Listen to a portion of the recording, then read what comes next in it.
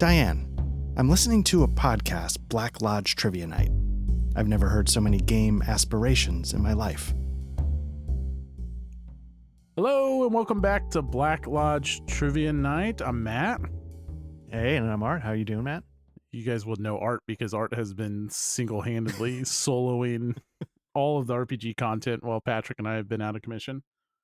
Well, it's also sort of like this guy needs to leave. I don't know how to subtly tell him that we've had enough, but he should go. Who's that? You? Yeah. No, you're Nathalis. Nathalis stuff has been amazing. And I want to buy everything that company produced. If you're not familiar, Art has been maintaining Patrick's been on vacation. I've been swamped. Actually, last week I was ready to go, but no, the week before. Anyways, doesn't matter. Art has been soloing Nathalis, which has been awesome. And that company has a whole lineup of rogue-like dungeon crawler solo play, and all of them look sick. I was gonna say it's at least on our Discord, it's having a bit of a moment, and I think deservedly so. I really enjoyed Nathalis. There's another session that can go up, and then but the one that's making me sort of move away from Nathalis is Across 1,000 Dead Worlds, Across 1,000 Dead Stars, and maybe at its core it's not that different, like a roguelike exploration, but that theme, it hooks me a lot more than fantasy. All right, let's get too late for mid-year, but close enough. Is it the best solo RPG experience you've had, or is that still reserved for something like Ironsworn? Or so let's just you did the Dark Souls-esque one. Yeah, Rune. You did the One Ring. The One Ring, Dragonbane. And I know you've messed around with Ironsworn and Starforged. I don't think we have that as content yet. No, true, I have, and you're right. We don't have it recorded. Is it the best? So after talking about, or is it your favorite? That's a different qualifier, right? Right. Is it my favorite? No. No, it's not. I gotta tell you, it's I really liked it. But I think of the ones I've done, the one I think I really got into the most might have been the One Ring. Okay. Just because it wasn't, so the Nathalis, I think the thing that I think it works for me better digitally, because I think it actually, once you do the proper dungeon exploring, like doing a domain, I think could take a while. It's not something you just pop down and go and then you're done. And I think that makes it a little, and it's also sort of like, a lot of solo games are sort of wash, rinse, repeat.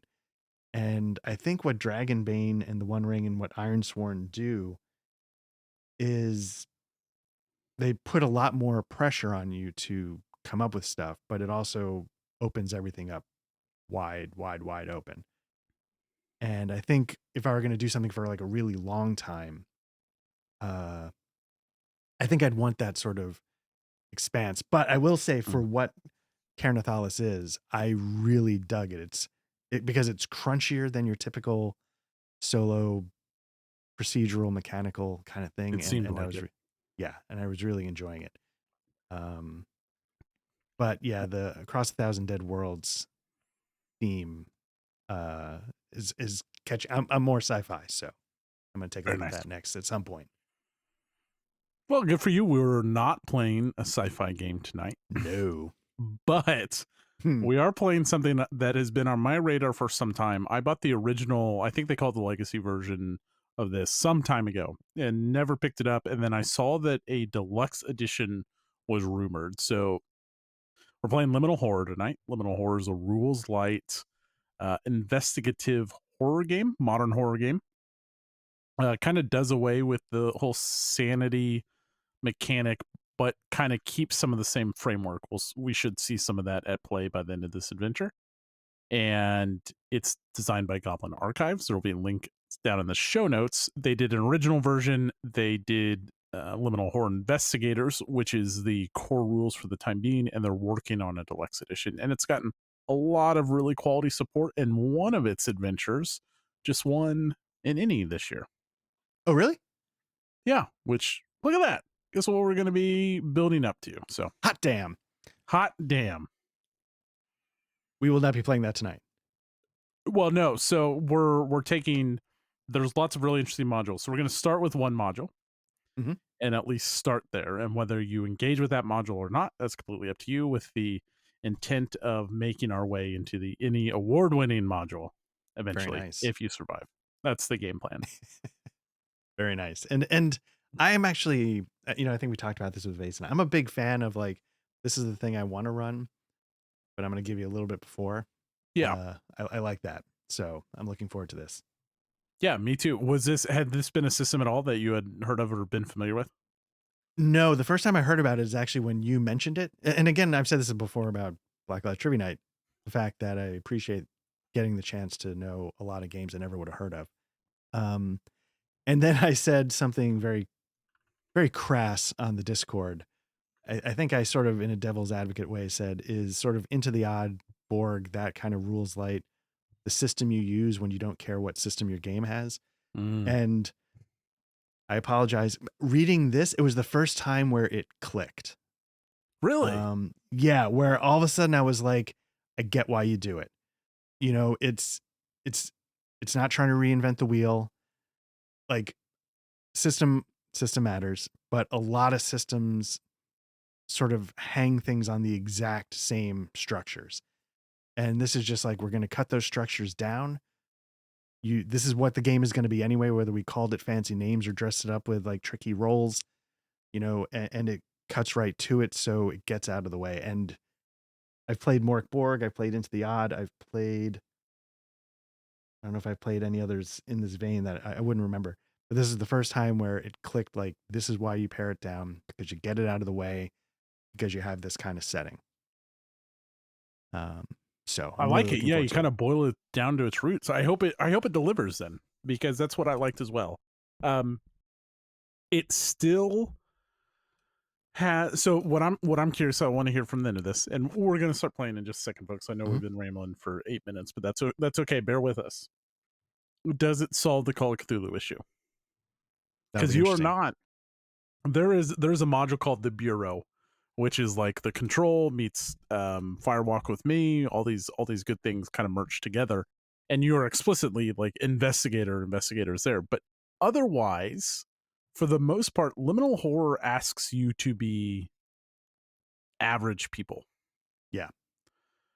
And so you boil down you hear the call, so you move forward. You need a reason to investigate this. So I'm going to be curious what you think at the end of this. Does it solve at least my problem with Call of Cthulhu, which is hearing the call is too big a hand wave to keep your investigator moving forward. Now, Right. this does give you player guidelines, just kind of like, hey, as a player, here's how you should approach this game. And I'm going to relook those up, but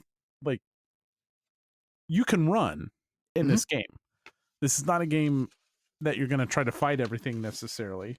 But yeah. Yeah, I will be curious as well. That's a good, yeah. Call of Cthulhu, we've discussed sort of its central conceit, maybe flawed. So that makes it tricky. Yeah. So I'll be curious to hear your thoughts, but enough teasing it. Maybe we should play some Liminal Horror. But before we play Liminal Horror, I had a realization tonight that I burned a wonderful trivia question by asking you 5 hours before we play.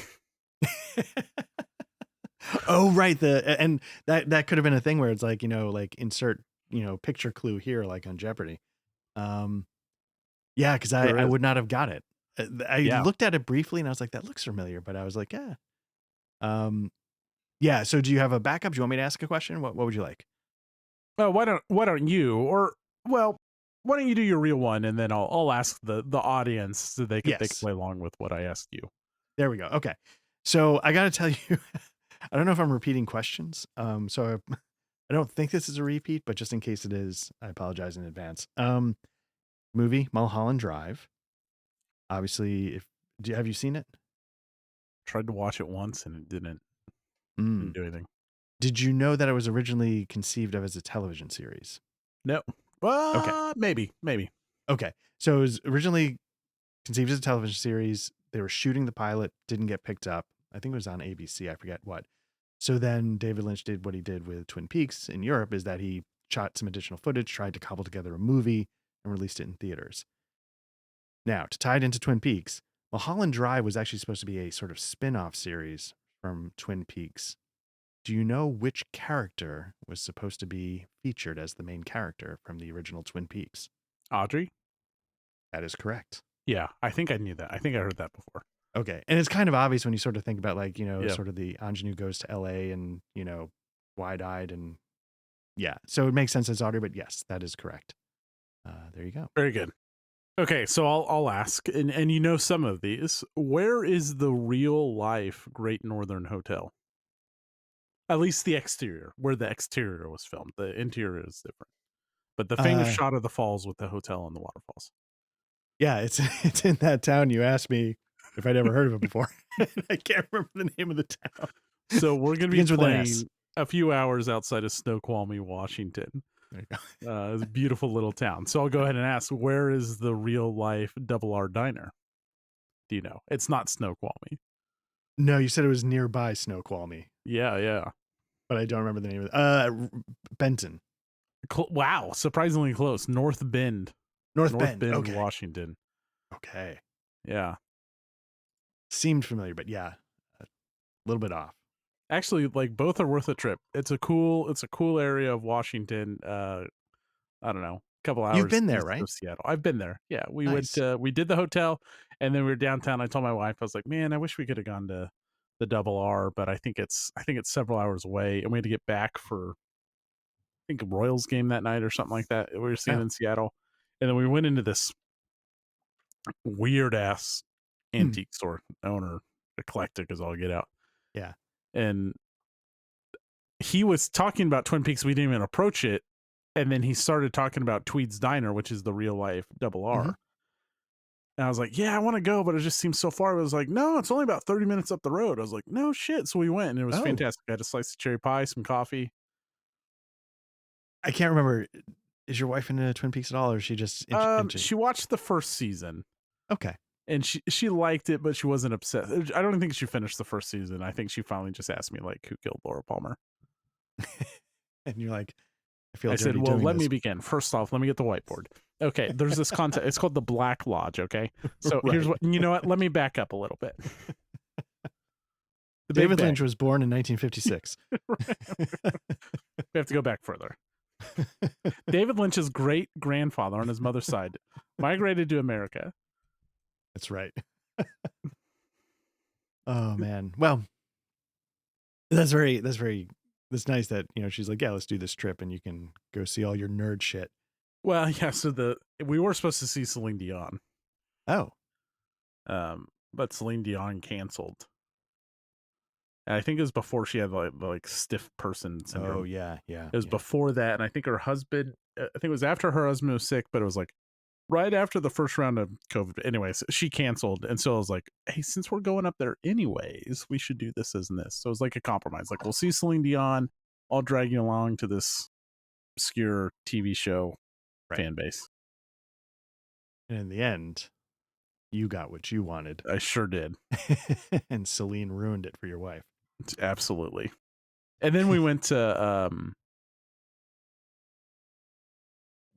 where fucking Twilight was filmed, whatever town that is. We had an Airbnb there to do some hiking in the Hoh Rainforest, which was amazing. But everyone goes to this town that I'm forgetting the name of, and it's where Twilight was filmed.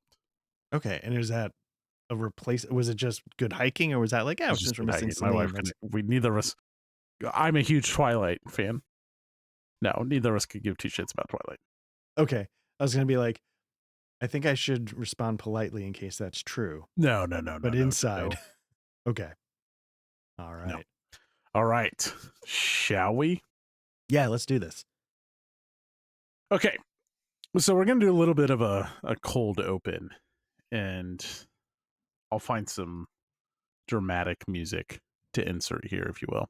And we'll give you a chance to introduce your character and who you're traveling with and do all that stuff first. But if you will. It's late at night, very late at night. You're driving along an empty, winding highway, a few hours past Snoqualmie, Washington. It's early spring. The road ahead snakes through towering conifers, their needles dark and dripping from the persistent rain. Hasn't let up for hours. The asphalt is slick and black, reflecting the night sky like a deep mirror. Swirling mist rises from the ground, dancing around like ghostly figures. The dense forest on either side of the road closes in, with the trees pressing against the car, branches clawing at the low-hanging clouds that drift above. If it was lighter, you'd be able to see the distant peaks of the Cascades, shrouded in mist, their snow-covered summits barely discernible. Your headlights carve a narrow path through the encroaching darkness, illuminating the thick sheets of rain that now begin to freeze upon impact. Before long, you know that the road is going to turn into a treacherous ribbon of ice. Your windows are cracked to combat the fog growing on your windshield. The cold air flowing in carries the scent of damp earth and pine. There's a faint scent of coffee lingering in the car, a remnant of the pit stop from hours ago, now gone cold in the cup holder. The air is heavy and moist, clinging to your skin. Everything just feels clammy. Fatigue is a constant companion on this drive. Body's starting to get stiffer and stiffer with every passing mile. Your eyes are starting to strain to stay open. You got the radio turned down. You don't want to disturb your passenger. The rhythmic swish of the windshield wiper lulls you into a dangerous drowsiness. Passenger's breath fogs the passenger mirror. Occasionally they stir.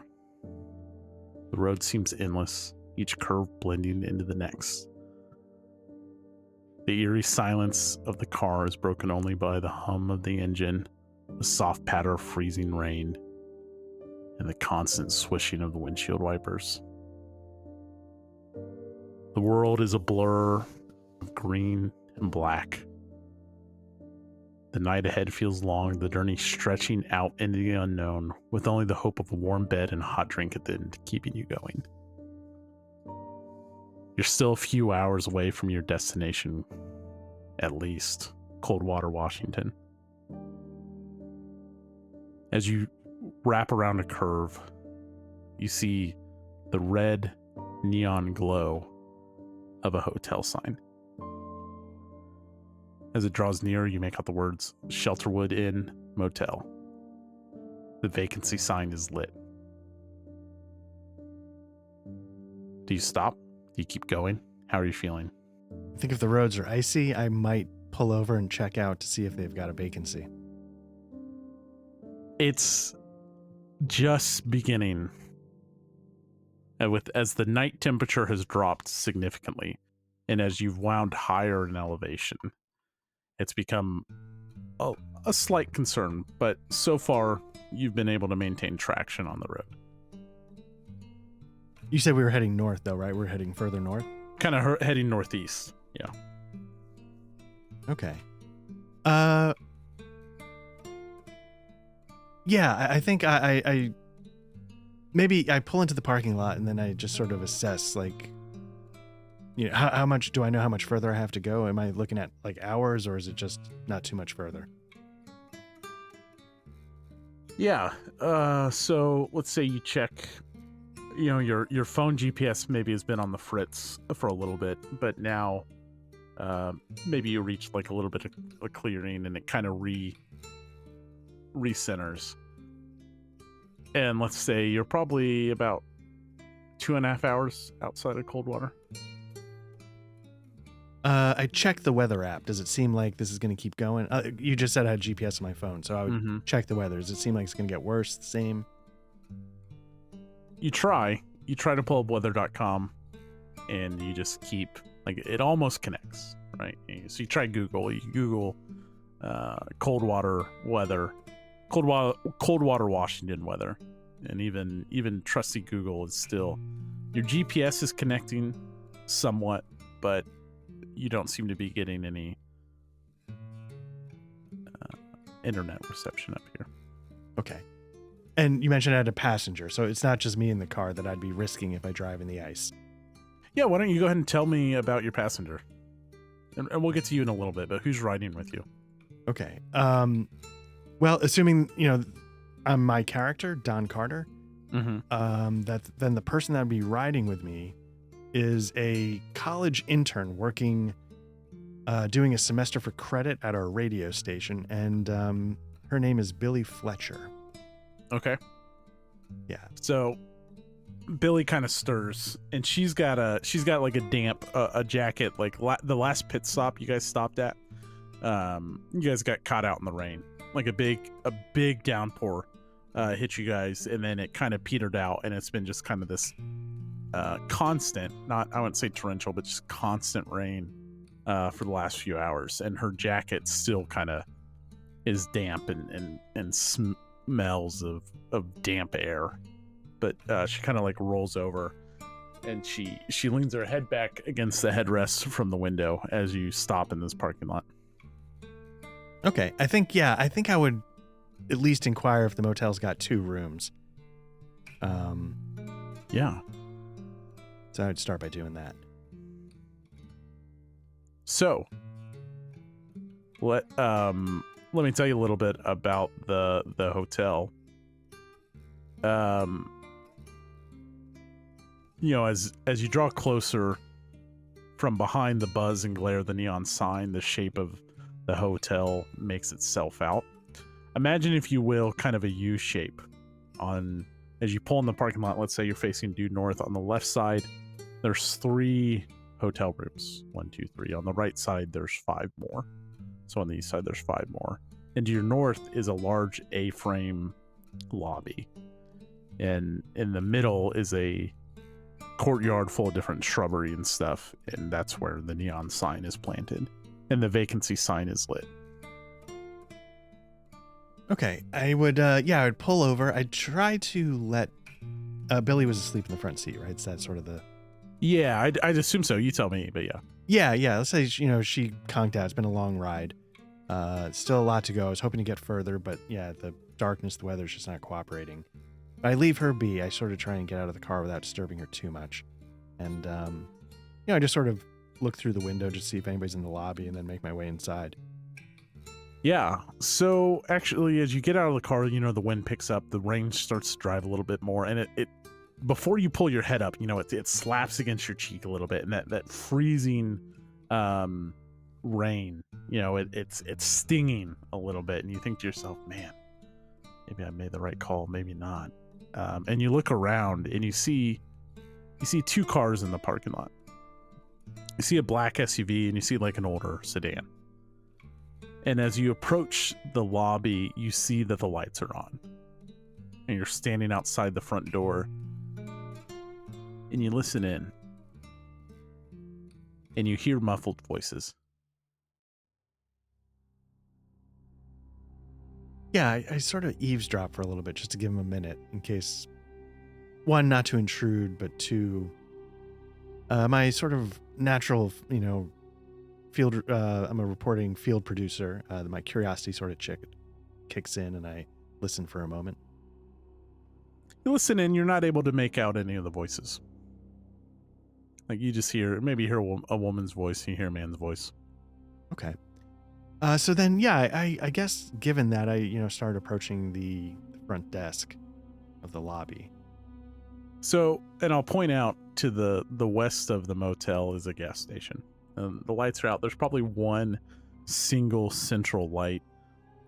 So other than the light from the lobby and the light from the neon sign, if you look over at the gas station, there's 1 large post with 1 light kind of shining over the pumps, but otherwise the gas station's completely dark. And as you go to open the door to the lobby of the hotel, you grasp the handle, you twist it, and it's locked. Interesting. And sorry, where was I hearing the voices, the muffled voices? From inside. From inside the lobby. And you turn and you look around a little bit, and you turn back to your car, and your face settles on Billy's, and we're gonna have a little flashback, a little chance to introduce yourself here. So why don't we start there? Why don't you go ahead and take this time to go ahead and tell us who Don Carter is and what brings him to 3 hours outside of Snoqualmie, Washington on a freezing rain kind of night. Yeah, so my character's name is Don Carter, and I'm a local field producer for KRBY, which is a small public radio station in the Pacific Northwest. And even though I work in radio, I'm obsessed with the craze of true crime podcasts, like occult podcasts, things like that. And so I decide I'm going to go give it a shot. I'm trying to pitch it to my bosses, the head of the station, but our station already has a hit cold case podcast, and he's not looking to do more at the time. Not a hit, but it's sort of like it's got a little bit of buzz. And so do we start talking about, we were talking about a few things. Do we start talking about like the incident and things like that, or do you want to hold off? Sure, absolutely. Okay. And so we can role play that, or you can tell me about it. I mean, I don't. I love the idea you came up with. So yeah, I mean, Art has a reason for being out here for sure. Or Don. Yeah. Has, excuse me. So what's that? Don has a reason, not Art. No, please. We're two separate people. Now I'm going to use the first person throughout the rest of the session. So Don decides, well, hell, if they're not going to let me make a podcast, I love them so much, I think I can do it. And I hear about the incident, and in the town of Coldwater, I hear stories that a number of people have been killed, and we're not sure what happened. And so I'm like, you know what? It's one of the classics. I've got a little vacation time due me, so I'm gonna take a little time off. I'm gonna get my little, field recorder, laptop, notebooks, things like that, and I'm gonna hit the road and I'm gonna go investigate it myself. And so this is about a year before the night that we were just describing at the hotel, right? Roughly. Mm-hmm. Yeah. A year ago exactly. Yeah. Yeah, and I took off and I headed to Clearwater to see what this incident might be about that left a number of their local residents killed. And so yeah, if you want to roleplay it, like I'm happy to, we can start there, or whatever works best. Or I can just keep narrating it to get up to speed. Keep going. I think you're doing a great job. Okay. So yeah, spending money out of my own pocket, taking time off from work, I head out there, and I feel like I'm a seasoned field producer. I should be able to get people to talk, to conduct interviews. It just doesn't happen though. The town of Coldwater. I was going to say Goldwater, like Barry Goldwater. The town of Coldwater sort of circles the wagons a little bit. I get stonewalled. I'm not really able to sort of crack that surface and get any useful information that would then take me to the next step in a way a story should develop. And so after some time, my vacations kind of run out, and I feel like I'm not a rich man. Obviously, I'm working, as in a small radio station, public radio. So I feel like I need to cut my losses. If I'd made maybe a little more progress, maybe I would have, rolled the dice a little bit more, but I just didn't get anywhere. So, I come back a little bit empty-handed. The year continues. And as that year goes on, the Cold Case podcast that had, one of my rivals had started up really takes off. Podcasting as a whole becomes a thing. You start getting like Serial, they start making like little networks of podcasts. And so you go to your producers, you're like, I told you Serial would have worked. It was big. Exactly. Fuck Ira Glass. Just kidding. I love Ira Glass. He's an American hero. Hey, we don't want the Ira Glass people coming after us. So then he's like, look, okay, so this is starting to really take off. It's almost in some ways dwarfing some of our on-air programming. Let's flesh this out. I remember you said you were into it. You thought you had some ideas. Let's talk. So I take off to start figuring out what to do a show on. And so I sort of start in the obvious place. Cold Case podcast gets a lot of emails. And, only so many of them are relevant. Only so many of them are interesting. And I'm like, okay, well, let me just go sort of dig through the dregs to see what they cast aside. Maybe there's like a little thread there I can pull on. And I see in there, somebody says, I have information about the incident about a year ago. My name's Franklin Gould. I'm a longtime resident of Coldwater. And I have information you might find interesting. And this would have been like a day ago. Like Right. a day before you arriving at the Shelterwood. Yes. That's a good point. Yes.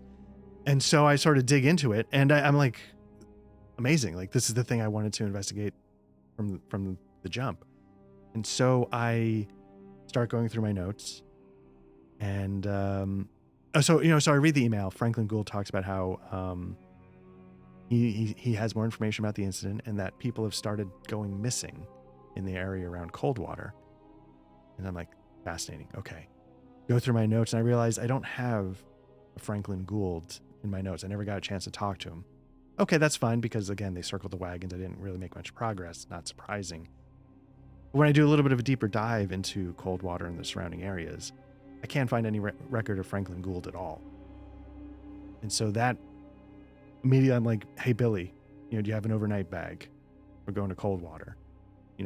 Grab your field recording kit, grab, a couple changes of clothes. We're going to go out there and we're going to track this down. And you even had a number for Franklin. So maybe after the initial email, you're actually able to talk to Franklin once. Okay. Twice, yeah. maybe. And you call him this morning. You'd already planned the trip. You call him this morning and you get we're sorry, but the number you have dialed is no longer connected or unable, however the saying goes, the pre-recorded message for the last 6 years, whatever. However, boomers would dial a wrong number. Yeah. And then you call the Coldwater Chronicle. And they maybe not know you, but you've tried to contact them before. Same thing. And you call a few different numbers. Again, all people have stonewalled you before. All people have closed up ranks. They're not trusting of outsiders. Same thing. It seems like you are completely unable to contact anyone. Not just this mysterious Franklin Gould inside the town of Coldwater.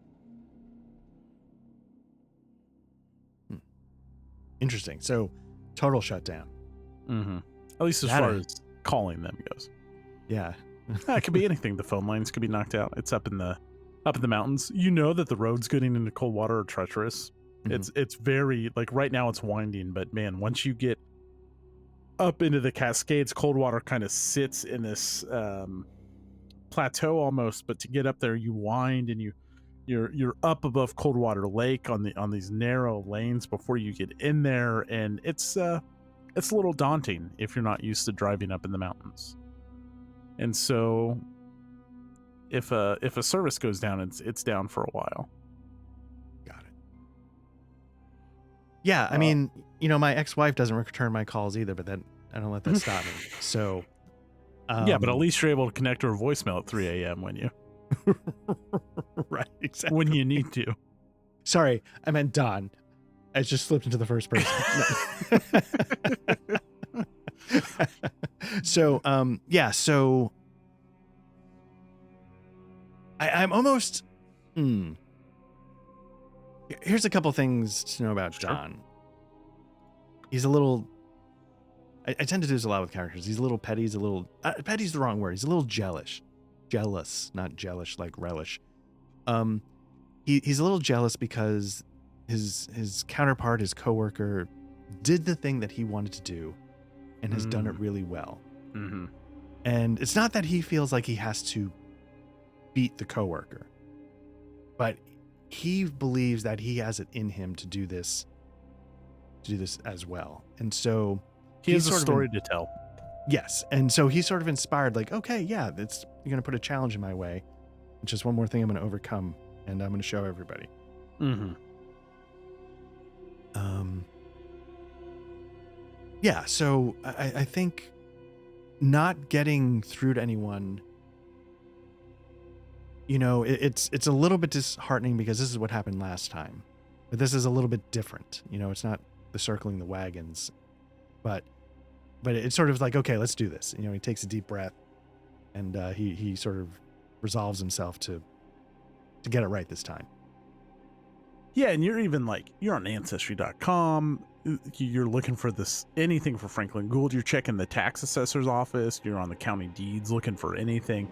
I mean, maybe he doesn't own any land or anything like that, but no newspaper articles. I mean, nothing. You cannot pinpoint this Franklin Gould at all. And so you're intrigued. Coldwater 1, you know that the incident is still a story that's been untold. There's been some bullshit excuse that's been generally accepted by the public. But this now looming threat, you know, Dawn's last email to you essentially said people are disappearing again. Right. So before you head out, you and Billy produce and craft up this beautiful, captivating trailer. And you push it out. You push it out on the station's feed, and you put it out there for the world to hear. Nice. So is it a little going rogue, or is it just like we get permission, but then our station chief is like, station manager, like, you better deliver? Yeah, a little bit of that. Like, okay, oh, now it's out there. Now we don't come back without a story. Right. Either we come back with a story, or we come back without a job.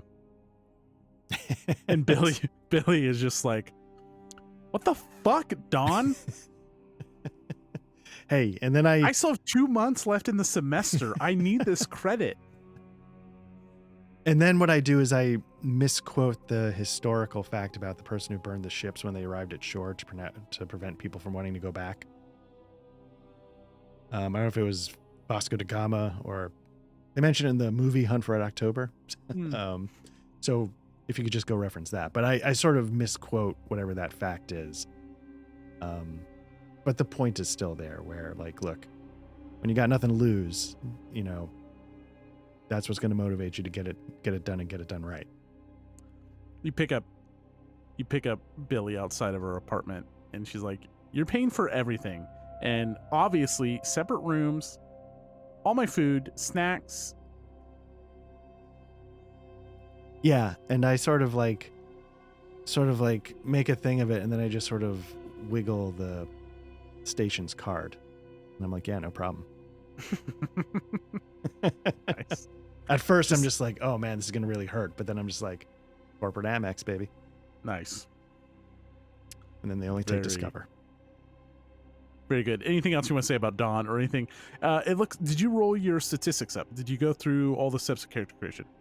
I apologize. I didn't do any. I know I'm supposed to roll 3d6 straight down the line. Let's just knock that stuff out. We'll get right back to the story, folks, and we'll show the brilliance of just how easy the system is. So first thing we're going to do is we're going to pick your ability scores for your character, which is going to be 3d6 for each trait. And you're able to choose them how you want. Strength is, feats of strength, combat, punching someone, stabbing someone, lifting something heavy, busting down a door, etc. And then dexterity, sleight of hand, subtlety, control is willpower, charm, and processing the weird, stuff like that. So you will end up with a score somewhere between 3 and 18. Hopefully you don't roll 3. I know. I was reading the rule books, like, the average is 10. I was kind of like, hold my beer, but not in the good way. So, so here we go. So yeah, you can roll 3 and then you get to flip 2, right? You can swap. Oh yeah, you do go in order. That's right. You go in order. Yeah. So you're gonna roll strength first, and then you're able to swap 2. Yep. Okay, your strength, 13. Not a bad start. So above 13. average.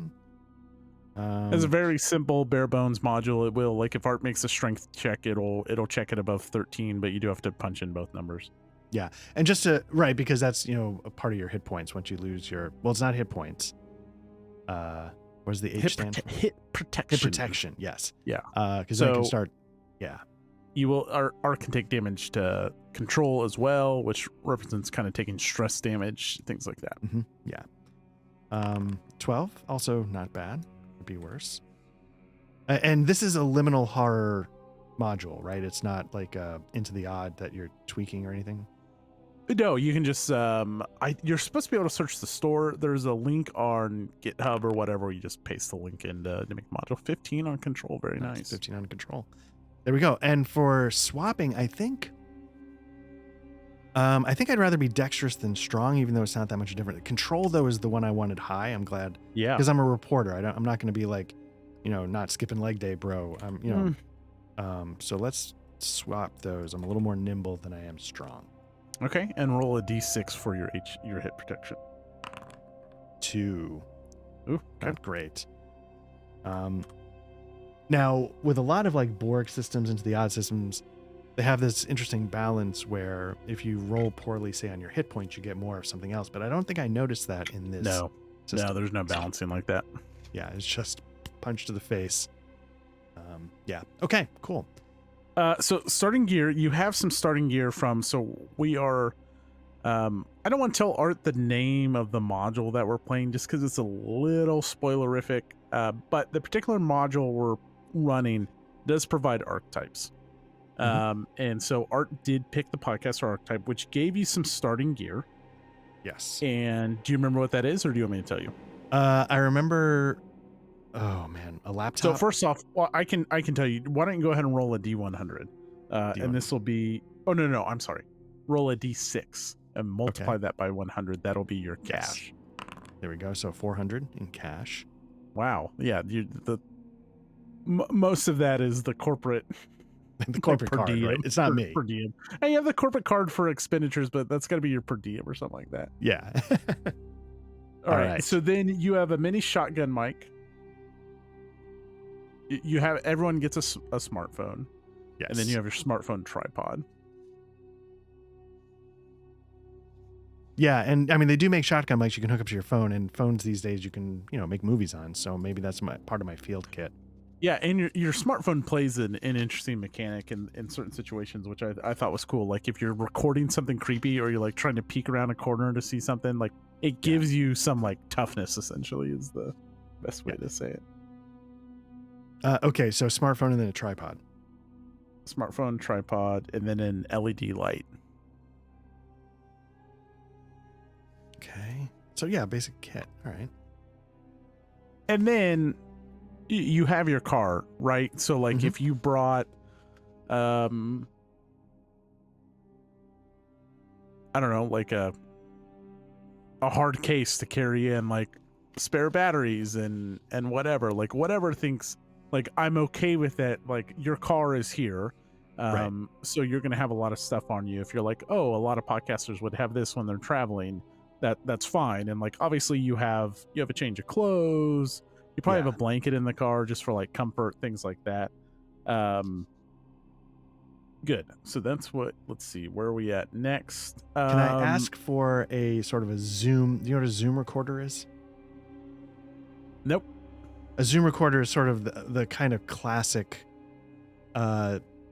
professional field recorder. So I'll have my phone with a shotgun mic for like run and gun, but if I have a sit down interview, I would have like a professional level, like I don't know. I love it. I don't know if you can see. Is it something like you would just like turn on to start? Oh, okay. Yeah, you sort of, it's got a little double mic and it's good for for the flicker. But I'm also thinking Don's thing is like he's way into this. So like whenever you can, you're doing like an audio log entry. Yeah, like Diane, exactly. Yeah, exactly. Yeah. Yep. Yeah. How old are you? You don't have to pick it gives you an option with this archetype, but. Well, I'm going to, I said this a minute. I'm going to roll the mechanic. I think it's 2d10 plus 20. Yep. Because I lamented the fact that in real life, I'm too old for their range. Whoops. Did I not? Okay, so I rolled. No, there's no way I could be 22. That's crazy. Let's make myself like 38. Okay. How old's Billy? Like 21? Yeah, she would be, She's 2021. like a junior or senior in college if she's doing an internship. Yes. Yeah. Nice. Yeah, anything you want to tell us about, like what you're wearing, what's his aesthetic, what's he look like? I mean, you have this great picture that I love. Yeah, at first I was like, oh, it's a little too like Manly. Yeah, but then going with a 12 and a 13, like it is slightly above average. My aesthetic is probably practical. I was looking through the book, and the book provides like some prompts that you can roll. But I was looking through them, and I was gonna pick a couple. Yeah. And for my aesthetic, I was gonna go with like the cargo pockets, cargo pants, because it's practical. Like, you know, I'm out in the field. Okay, you're not wearing cargo pants because you're stuck like me in the early 2000s where cargo pants were the shit. You're wearing cargo pants because you want the pockets. Yes, yeah. The jorts are my Saturday wear. The cargo pockets are, you know, functional. Fair. So yeah. So I'll write down here that cargo like life. Practical and useful clothing. Yeah. I'm gonna say practical. I don't know if I'm spelling it. Yeah, we go. Practical. Aesthetic. I like that word, aesthetic. Yeah, does that do something for you? Yeah, anytime you give me an AE, I'm there. Feels Greek. What else? The aesthetics, the abyss. Do we want to go through these optional details or just sort of get going? Well, I mean, as much I do want to do Abyss Stares Back, which essentially is what is Dawn's first encounter with the mysterious or the unknown. Pick one or roll one or come up with your own. Yes, I think we can do it one of two ways, right? One, you have to tell us your podcast name. I know that the listeners heard it in the trailer that we, thanks to the power of editing, we slotted in so brilliantly. But your trailer seems to indicate that maybe Dawn believes in something beyond just true crime. Yeah, you know, I got hooked also on like a cult being in the Pacific Northwest. You know, let me ask you a question. Mm-hmm. Is this a world where Twin Peaks aired in 1992? Yes. Okay. You know, like maybe that was like a formative experience for me. And it made me realize, like, you know, that the X-Files, you know, I live in a creepy ass area. The art's biography. What's that? This is just your biography in real life. Yes. Yeah. I'm a grad student. No. Go to film school. Journalism school. Thank you. It's very different. Don, Art both have 3 letters in their names. You want to know why I picked Don Carter? Do you want to Why? know? It's because Dale Cooper. It's that stupid. Oh my, yes. DC, baby. I almost went with Dale Carter, but I was like, oh, that's too on the nose. Too on the nose, yeah. And I almost went with Dax Carter, and then I'm like, I'm not like some kind of like Red Bull. Dax Carter. Exactly. Freestyle Hello. bike jumper. And welcome to Serial. Let me tell you about Adnan Syed. This is the Joe Rogan experience. It was a very different vibe. It's a very different podcast between Don Carter and Dax Carter. Yeah, it's two ends of the spectrum. Yeah, one's on NPR, one's not. Right. One's making 100 million bank on Sirius FM, but another one's on NPR. Exactly. Anyway, so yeah, I was gonna roll a D10. You're gonna randomize it, huh? Well, I was 10's weak sauce. You can't do like, oh, I haven't done it yet. Well, okay, so let me say this. Number 3 is I witnessed something in the dark. I was weighing in actuality between that one and 10, because I don't want it to be like, okay, I have definitely seen the aliens. I want it to be like, okay, that's fair, because this is the beginning. Okay, so maybe you're just okay. Well, let's see what you get. I can now buy 10, because if you do get 10, maybe it's like, oh, I love Twin Peaks, and like, I love It's Us, right? Like, oh, I love Cthulhu shit and stuff like that. Yeah. And so like, it's something you know about, but you never thought you'd encounter, and maybe you won't. Right. Well, I rolled a 3, which means I witnessed something in the darkness. So I actually really like that one as well. Let me just write that down. I witnessed Something in the Darkness. And the reason why I like that one is because I was here a year ago. I got stonewalled. There were nights when, like, God damn it, like nobody will talk to me. Let me go back to like the scenes of the incident, you know, things like that. Let me go poke around this. Let me go poke around that. And yeah, one of the nights that I was out there, and maybe it's part of the reason why I was like, you know what, I'm not getting anywhere with the people. I might just pack up and leave. It was actually out of cowardice a little bit, because that night I saw You're on the something. lake alone. Yeah, and so wherever.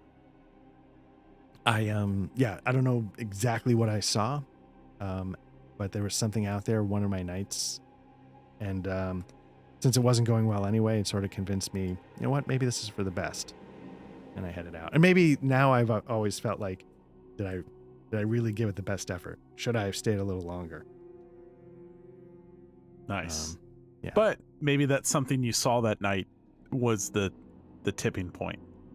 Mm-hmm. You know, like, now you can look back and say, should I have stayed longer? But that night, after you saw whatever you saw, you knew that it was time to go. Yeah. Because of what you saw. And ever since then, you're like, maybe I didn't see it. Maybe I need to go back. Right. Nice. It was a deer. And I don't know that, but no, just kidding. But yeah. But right. yeah, you've like worked that back in. Like, I just saw something. It was like, it was an owl or something like that. It must have been, right? It couldn't be X, Y, or Z. Right. Nice. Yeah. Anything. So like, there's optional things like on philosophy and like you're muscular, you're lengthy. We can do as many of those or as few of those as you want. You know what? Let's just bang them out. I'll do a D10 for physique. Sure. I got a 2, which is muscles, not going the way. Okay. And so I'll just muscles. I am a little, like I said, I'm a little more athletic than I expected. The face, the moneymaker. Let's see how bad that is. A 10, baby. 10 forgettable is forgettable. Well, you know what? That might be good. It's probably a mixed blessing. If I looked like Brad Pitt, probably people would want to talk to me a little bit more. But forgettable means like maybe it's also unassuming. Like they don't. Yeah, you're you're a Pacific suspicious. Northwester with a beard wearing flannel. Like you look like every hipster in the. Right. I'm not like some kind of East Coast New York guy coming in and telling them how to do things. Let's see. Speech. I got a 6, which is squeaky. No, you're not. No. I'm gonna. No, not if you're doing a podcast, right? That's true. You can't have it. Well, Ira Glass. That's fair. It's fair. You tell me. I shouldn't say no. Formal. Let's say 7. Maybe I'm a little stiff, and maybe that's why, you know. A little well spoken. Yeah, and maybe that's why, you know, my boss doesn't quite believe in my ability to put together a podcast. He's like, you're a little stiff when you're on the mic. Nice. Virtue, much like in real life, where I ramble on. And 7, disciplined. Yeah, I could see that. Because I would have to be a bit of a self-starter to want to go do a podcast. A flaw, definitely need this because it's what makes things interesting. I rolled flawless. Perfect. No. Ooh, greedy. That's actually a good one because I'm not wishing. I don't feel like it's a zero-sum game where my success for my podcast means my rivals at the station fails, but I want that success that they have. You want a Pulitzer, baby? Yeah. Or I want those cereal bucks. Exactly. See, misfortune's also probably an interesting one to roll up. Rolled an 8, which is disowned. Let's so what I'm gonna do is, I know I said Don Carter is not me, but I'm gonna pull from a little bit of a personal story. I know I've mentioned before that when I went to get my master's degree at film school, I went to film school. Before I went to film school, my mom pulled me aside and said, you know, the world doesn't need filmmakers. So maybe when I said I was going to go for journalism, I gave up like what I maybe did in real life. I was doing economics. I was heading towards banking. Maybe I was pursuing something. Maybe I was headed towards like pre-law or something like that. And I took a journalism class and it just got its hooks in me. And my parents were like, like, we're not going to pay for your last 2 years if that's what your major is going to be. And I was like, well, shit. And then I took on a bunch of debt. I waited tables, whatever I needed to do. And that's how I got through the last 2 years. But I got to major in what I wanted. So yeah. And I did not take that personally when my mom said it. I thought it was fun. But it was kind of funny. Let's see. So that's my misfortune. We podcast in lieu of therapy. Exactly. Right. But again, this is Don Carter. This is not me. All right. How does that make Don feel? Let me answer that. Roll one more D10. We'll see if you want to use it or not. All right. Sorry, what's this for? Just go ahead and roll it. I'll tell 8. you. Okay. What lens do you use to interpret the world and guide them toward action? Free will is the only truth? That seems a little ambitious. This was on the page before those. Yeah. Do you want me to re-roll it, or no? It's up to you. Can you work it? Free will. So, actually, I was looking at this one as well, and I really like this little booklet. Again, like I said, this is the one that made me go Borg into the odd style clicks, and there's a lot in this little booklet here. So sorry, I was looking up what ideology and beliefs I rolled. And 8 free will is the only truth. Let me look at these really quickly. Sure. I think if I were to pick one, I think I would pick 9. There are deep truths that others are not aware of. The answers are out there. Love it. That fits. Because that's what my podcast background, what I listen to, and that what the podcast I'm trying to make, which is titled Vanished at the Edge of Darkness, obviously would be leaning into the fact that there's something out there we just don't quite know. Amazing. I love it. So there we go.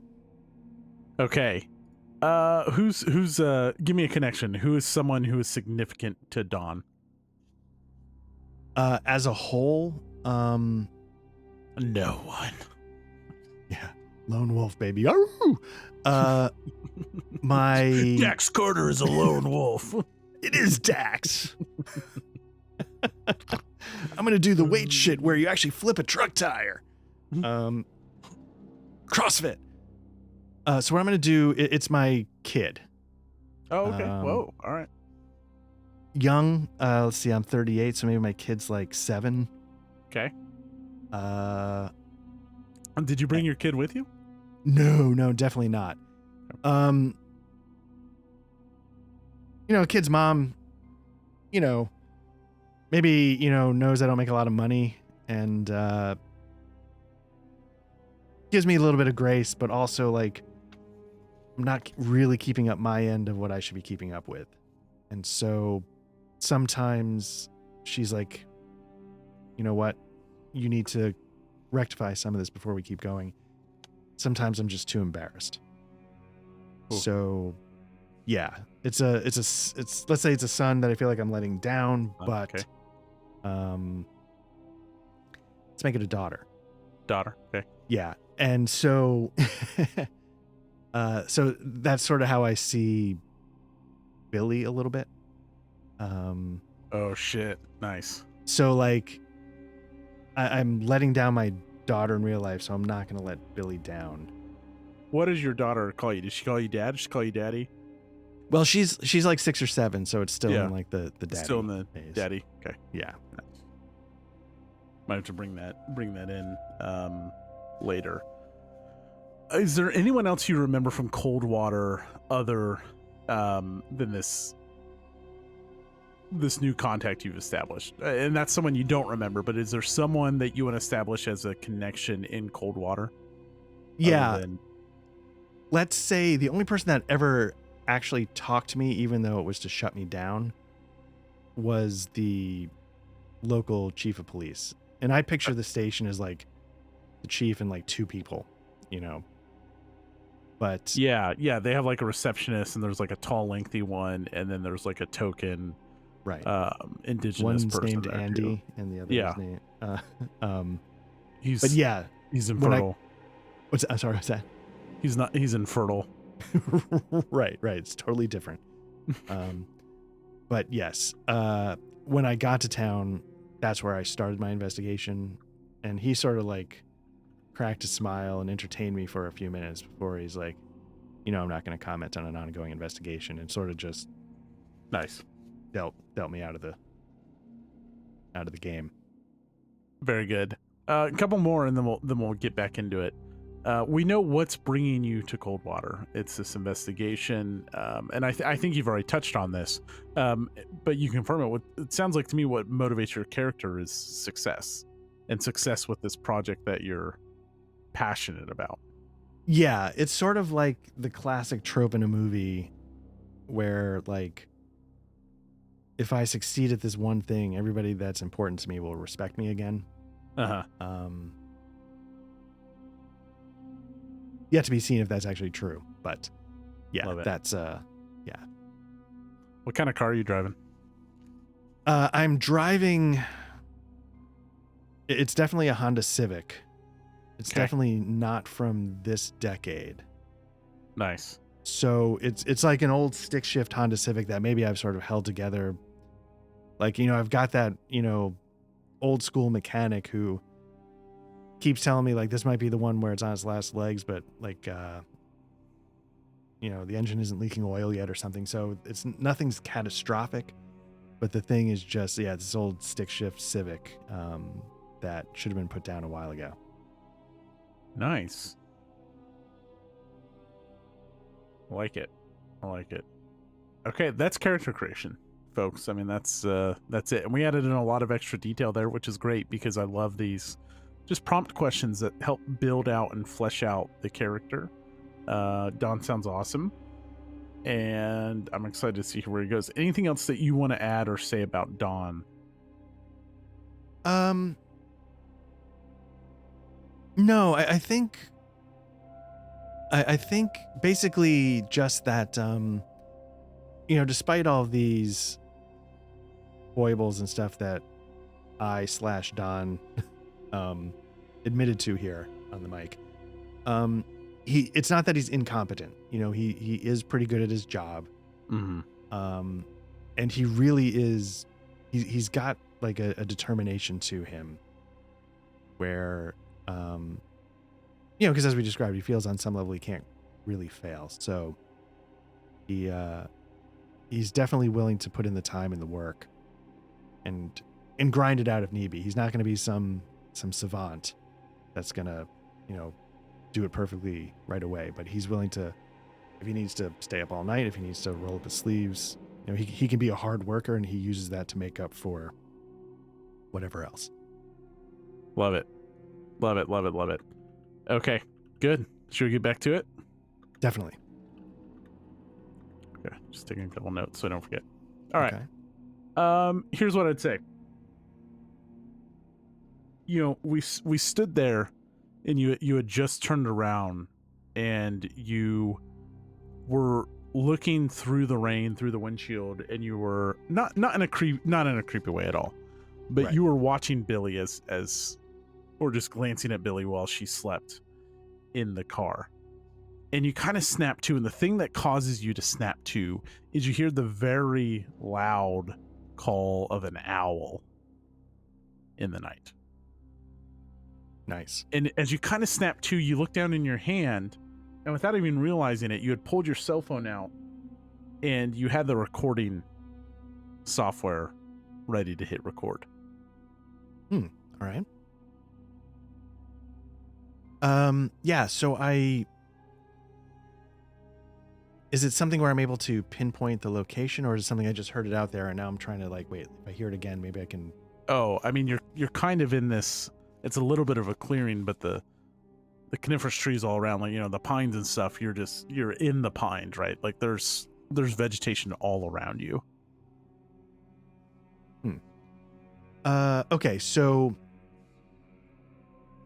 I look at Billy, she's still asleep. I feel like she's going to be okay if I leave her for a minute. Mm-hmm.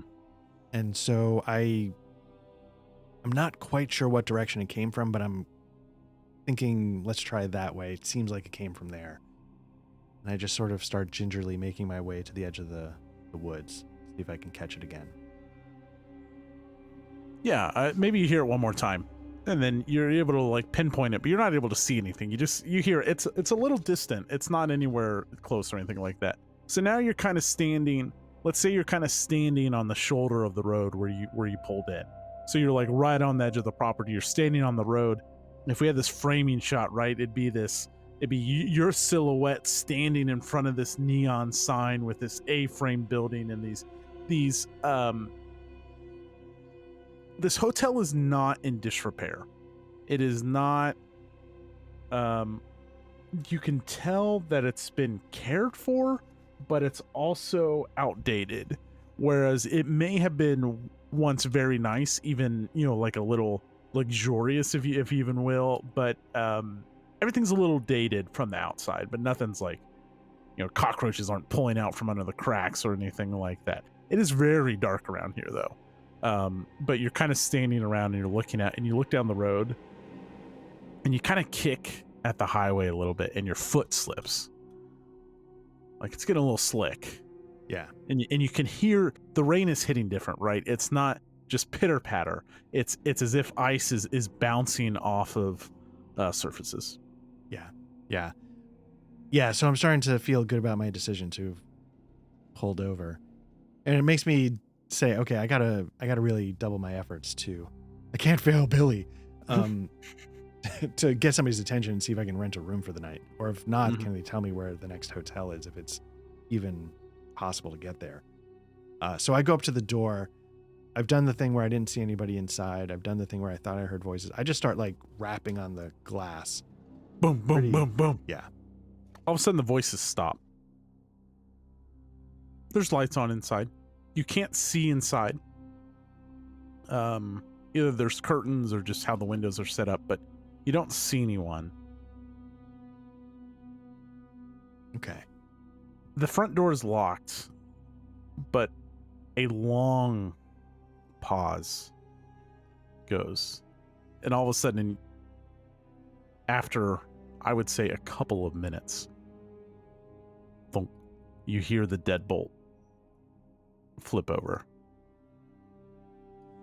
Nice. And you're greeted by an older man wearing a flannel shirt. He's portly. He's got a thick mustache. He's got a sweater vest. Oh my goodness. Hello. What are you doing here? And the vacancy sign is on, by the way. Vacancy, right? So yeah. They are advertising. Vacancy. Yeah. And so I'm just kind of like, soaking wet. Yeah, you're getting real cold. Yeah, and I'm like, we're just, we're out here on the roads, getting really slippery. We're just hoping you have some rooms for the night. Like, can I come in? Like, is it possible to come inside? And he kind of looks over his shoulder, and then he kind of looks over behind you, to like look into your car or like see anything. Yes, in here. Oh, absolutely. Yeah, yes, please come in. We didn't expect anyone else tonight. How are the roads out there? Man, it looks like it's getting really nasty out there. Please come in. And he kind of looks around and he's like, here, you can put your coat here. And yeah, I sort of like shake it a little bit, get the water, closer to the door, so I'm not just doing it right over the couch. And then I sort of drape my coat over. And I I'm like, thank you, man. Like, thanks. It's, as you saw, it's getting really nasty out there and just wet, cold. Yeah, warm bed for the night would be outstanding. Yes, absolutely. We can do that. I saw you weren't alone. Would your friend like to come inside and get warm? She's wiped out. We've been on the road for a long time. I'm gonna wake her once we get the keys and everything all set, so she can basically just go into her room, go right to bed. I'm hoping to get 2 rooms if that's possible. Absolutely. Why don't you come in? And as he kind of steps aside, you see a well-stocked bar. So first off, there's like the front desk, and then over on the left is a kind of like a small restaurant area. And again, it's got a woodsy Pacific Northwest feel to it. maybe some like wood railings and paneling with this kind of like seating area, but then again, a very well stocked bar.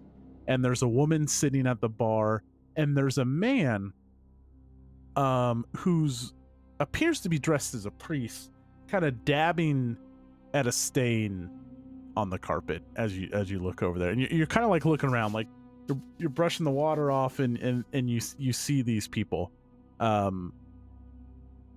Yeah, surely I could get you a drink first, or Oh, I mean, yeah, like a little bit just to warm up. That would be great. so you see this woman sitting at the bar, and then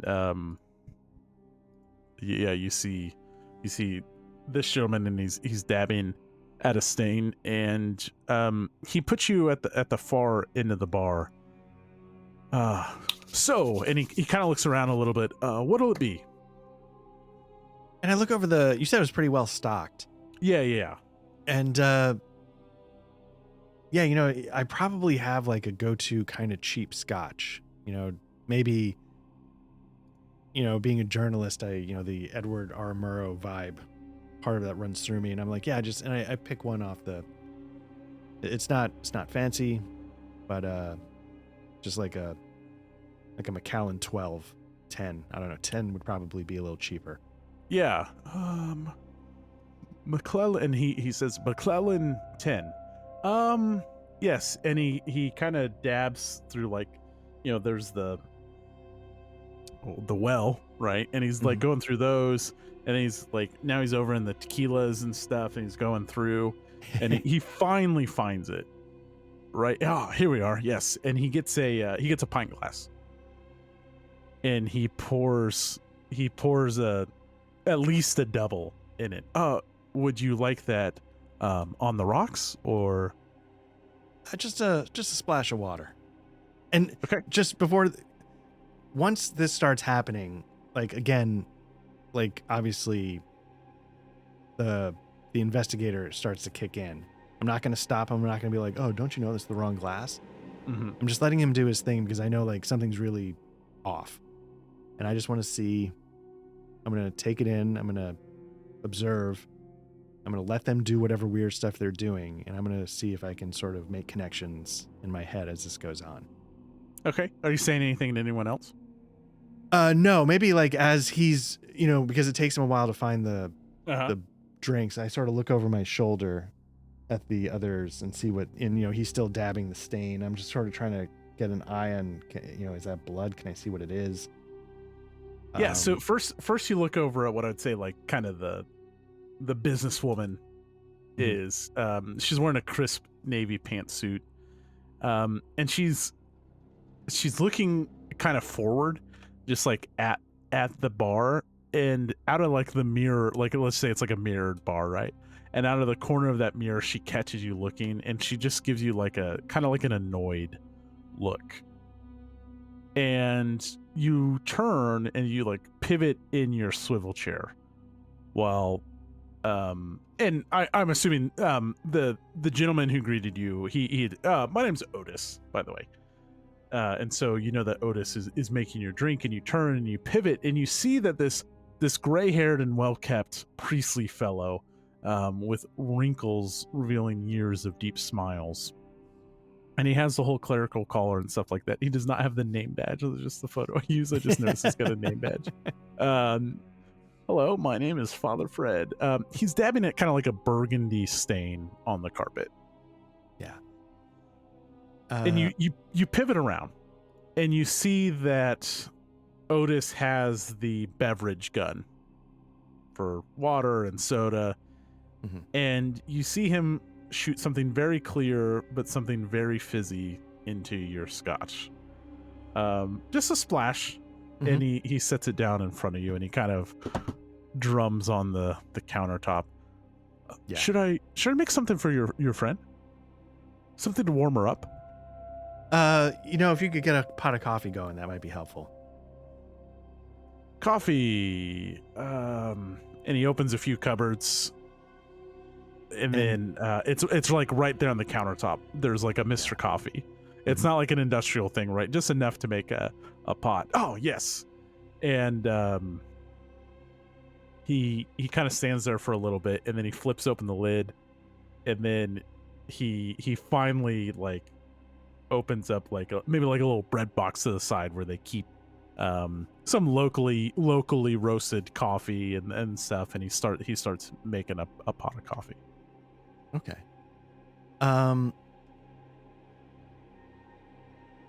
Yeah, and so I while he's doing that, let me see. So he's just done some soda water.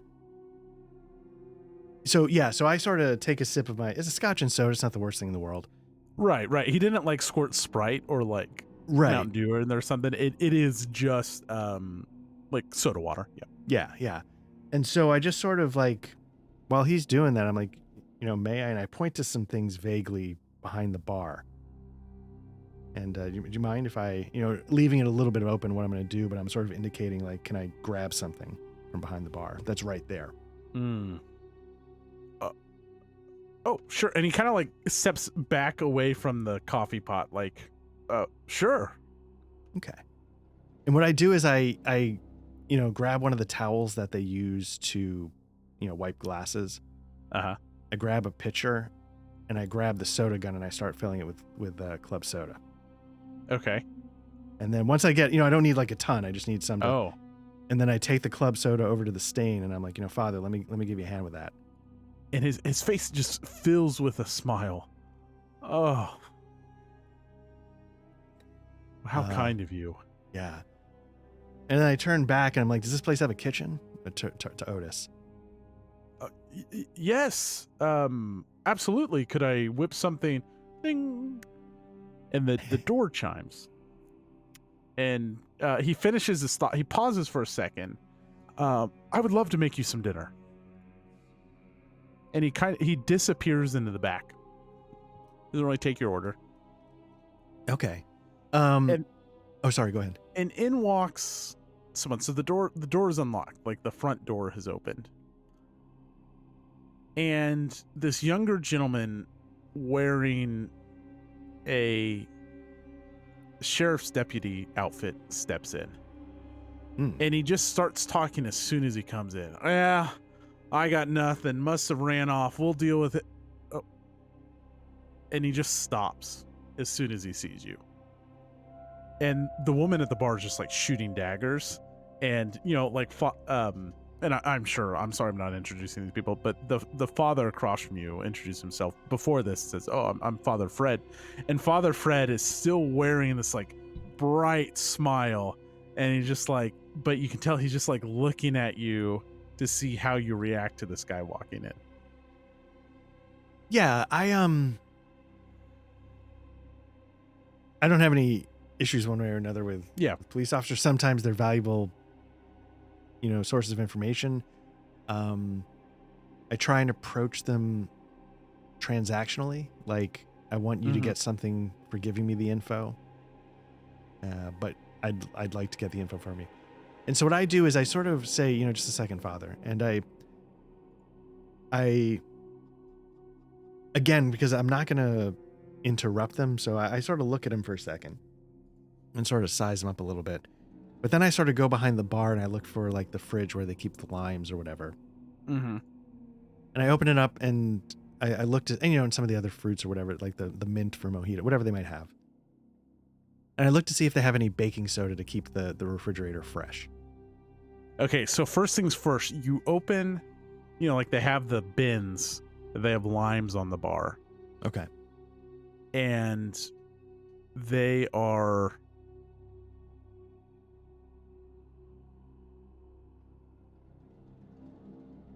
What's left of the limes in there is just kind of a moldy mass at the bottom. Okay. And like you see some very dried out lime peels. It still has like the fruit part in there, meaning they weren't like used or anything like that. But it's kind of nasty. You close a click, you open the fridge, and yeah, you find a box of like baking soda. Yeah, baking so powder, I don't know. Baking soda, sorry. Baking powder, I guess, is more for cookies and stuff. Baking soda, if that's okay to keep the fridge fresh. Yeah. And so, yeah, I go over back to the priest and, I kneel down. I've got the soda water, got the baking soda. You know, I start mixing them together and hoping to create some fizz. Like, you know, the volcano project in middle school. And I sort of pour that onto the stain. Okay. Let it sit for a minute. It's like, yeah, you know, I don't know if it's going to get it out, but it might help sort of break it up a little bit. Let's just give it a minute. Bless you. Thank you very much. What brings you through these parts? This is Father Not now, Fred. Father. I'm on the job. No. And so I start, like, you know, I let it sit for a minute. I start doing a couple of test dabs, and I'm like, well, you know, I'm actually on my way to a town, you know, a little way, a couple hours northeast of here, Coldwater. But, you know, you can see the rain, you know, and it's hitting the windows. Like, this weather was too much. Felt like it'd be better off just getting in for the night. And the sheriff's deputy kind of walks over and hears this, and yeah, those roads are getting a little slick out there. You folks might want to hunker down for the night. You and your wife might want to get comfortable. Yeah, you know, that sounds like a great idea. You know, you getting many calls out there on the roads? Oh, yeah, no, not too many tonight. Fortunately, it's been a quiet evening. And actually, you know, I'll tell you something. I'm actually off shift, so my radio's back at the station. Okay, and you know, again, sort of what I was doing with Otis. I'm not putting anything out there that I don't have to put out there. And I'm just kind of watching. I noticed that you said the woman in the business suit was looking like shooting daggers out of her eyes. For like real quick, let's just say you happen to catch it, and now she's just kind of back, facing forward. She's been stirring a stir stick in like the same glass since you got there. Okay, so if I recall, so she shot daggers at the cop.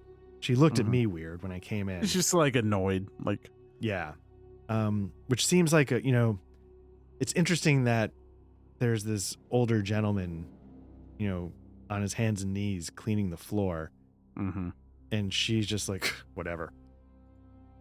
And you know, Father Otis is like, you pour the baking powder on. You know, these clumsy old hands. I figured the least I could do was do the right thing and clean up after myself. My hands weren't what they used to. I've been going a bit shaky in my old age, so accidents happen. Of course. And I look over at the rug. Is this rug like in nice shape, or is this rug stained to hell and back already? It's nice. Like this place has been cared for, but it's old, you know? Okay. Yeah. Okay. So I dab with the towel I picked up from behind the bar. And again, like, I'm not expecting miracles, but is any coming off on the towel? Yeah, sure. Absolutely. Like, it's dabbing up. All right. Can I tell what it is? Can I sort of like just give it a quick sniff, or like, and if it's alcohol, I can smell it, but if it's not, like, does it have an No, I think iron the smell? stain's a little old. Okay. Like, old. Okay. Yeah, like some's coming out, but it's not like, I think it's clear that this is an older stain. Like, nothing was coming up before, but once you put, maybe you're like getting a little bit now. Okay. If that makes sense. Yeah. Am I able to tell, like, so I'm able to tell that maybe this is something that didn't just spill right before I walked in the door? Yeah, I think you could, yeah. Okay. Then that is of interest, I guess. And I sort of file that away.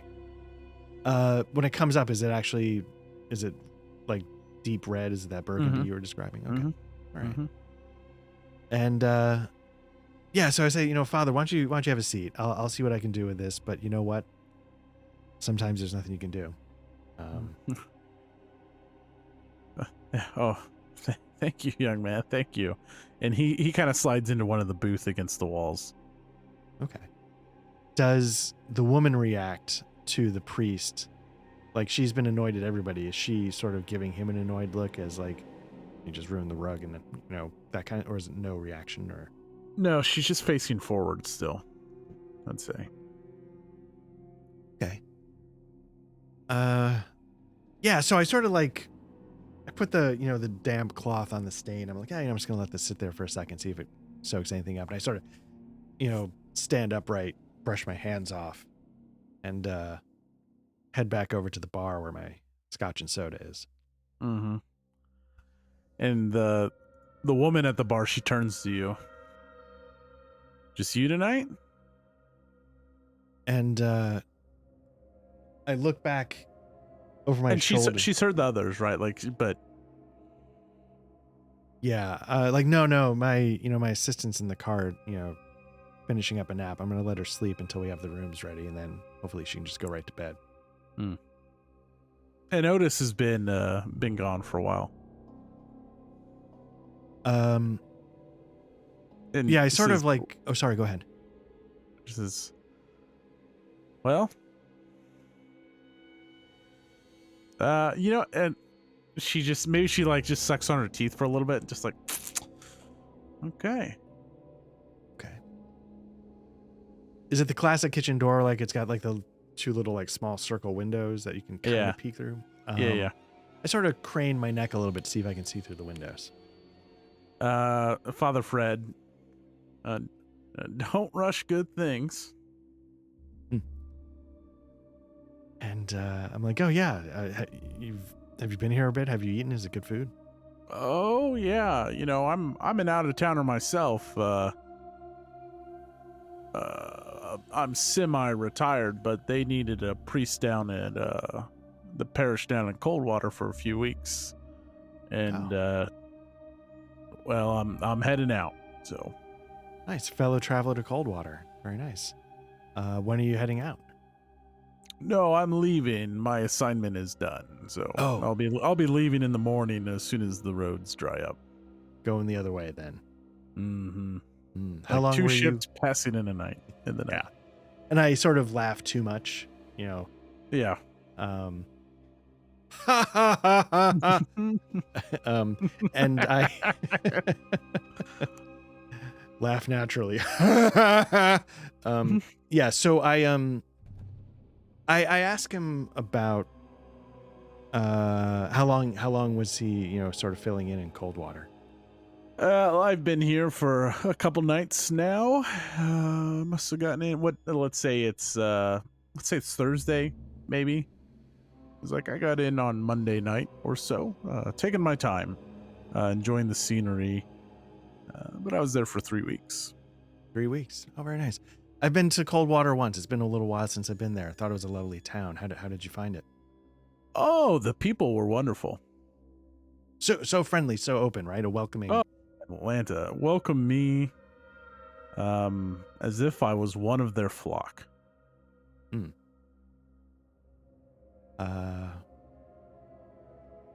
I was like, oh, that's lovely. I'm looking forward to getting back there. It's been too long since I've passed through.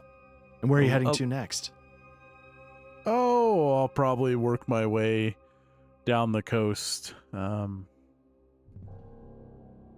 Take some time off before returning to my home parish in Phoenix. Oh, that's lovely. Perfect parish for a retiree. Yes. I bring the average age down by about 7 years. Laugh naturally. And I'm like, oh man, oh no, come on. I'm sure it's more than that. It looks like you're still a young man, sir. And you're kind of looking around, right? And you still haven't seen Otis. And the sheriff's deputy is still just kind of standing there. Like he's got his thumbs hooked in his belt. And he's just kind of rocking back and forth on his heels. Yeah.